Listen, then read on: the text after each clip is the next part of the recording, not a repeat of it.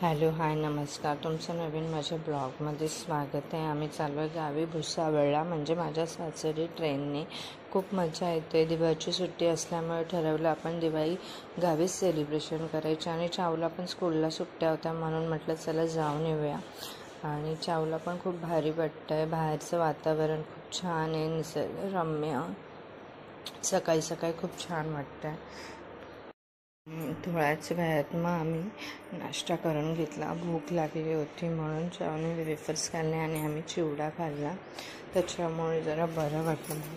आणि एका ठिकाणी आमची गाडी थांबली होती. चाव खूप बोर होत होती, त्यामुळे मग चावने तिचे हात तोंड सगळं खराब करून घेतलं होतं. मग तिचे दादा सगळं क्लीन करून देत होते आणि तिला कंटाळा आला होता की गाडी किती वेळ इथे थांबली आहे म्हणून.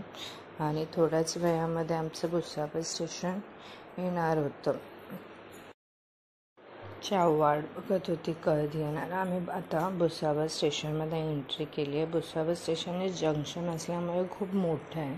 ती MP ची बॉर्डर आहे. रेल्वेसाठी खूप फेमस आहे आणि इथे येणाऱ्या प्रत्येक गाड्या थांबल्या जातात. आणि फायनली आम्ही भुसावळ स्टेशनवरती उतरलो. आमच्या बॅगा वगैरे सगळ्या उतरवल्या. चाव खूप हॅपी होती कारण दादा घ्यायला आले होते बाईकवरून, त्यामुळे चावला खूप छान वाटत होतं की मोठे पप्पा आले. तर आई आणि मी आम्ही दोघीजणी रिक्षाने जाणार होतो म्हणून चावचे पप्पा पुढे गेले आणि रिक्षामध्ये सामान ठेवत होते. आणि चाव आणि चावचे पप्पा आणि दादा बाईकवरून जाणार होते आणि आम्ही दोघीजणी रिक्षाने. मग आम्ही दोघीजणी रिक्षामध्ये बसलो आणि मग घरी जायला निघालो. मग घरी जाता ते लोक गेले म्हणून त्यांची बाईक पुढे गेली आणि आम्ही रिक्षाने जात होतो म्हणून आमची रिक्षा पाठी होती.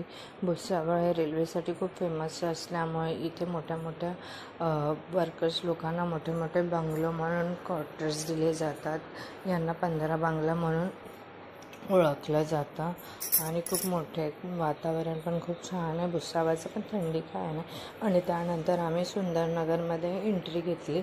सुंदरनगर म्हणजे तिथे गावचं घर आहे. चाव आणि चावचे पप्पा फायनली घराजवळ पोचले आमच्या अगोदर.